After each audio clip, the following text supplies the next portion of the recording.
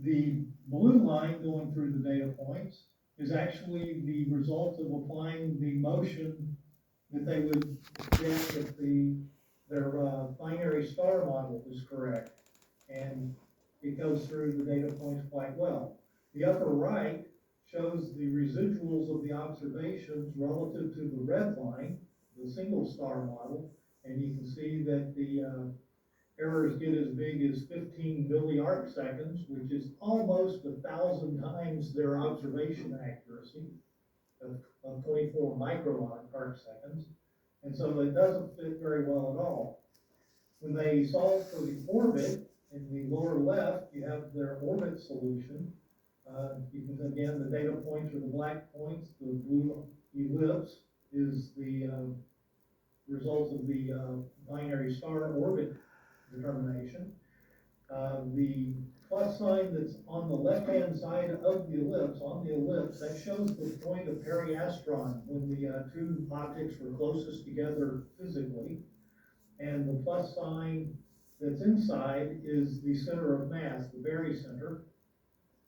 So that's the center of mass of the combined two objects.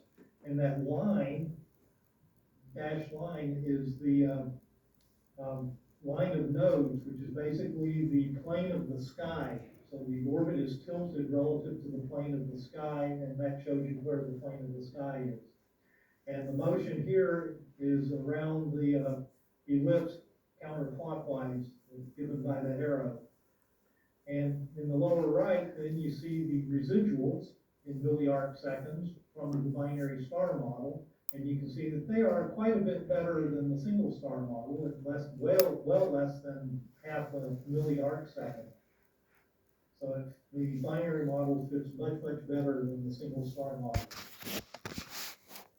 That's a much tighter scale you're showing there on the y-axis on that bottom right plot. Yeah, milliarc seconds as a function of time. You see they have observations from 2014 to about 2020. Well, a little over 6 years.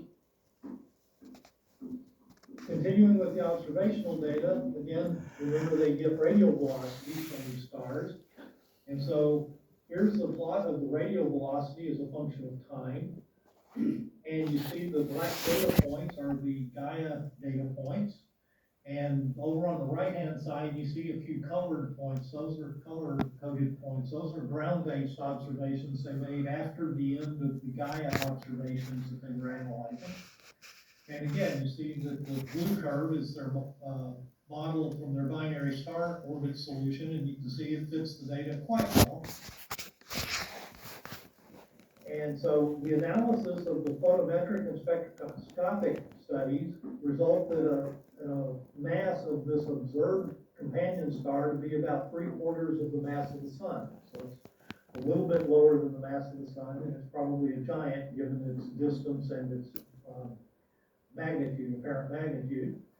And if you combine the orbit solution and the radial velocity data with this stellar mass of the companion, they derived that the primary object mass is about almost 33 masses of the sun, solar masses. So it's very much more massive than the previous two black holes that they had discovered. And that's what makes this one very interesting, because it's very massive. Next slide. So implications of the 32 solar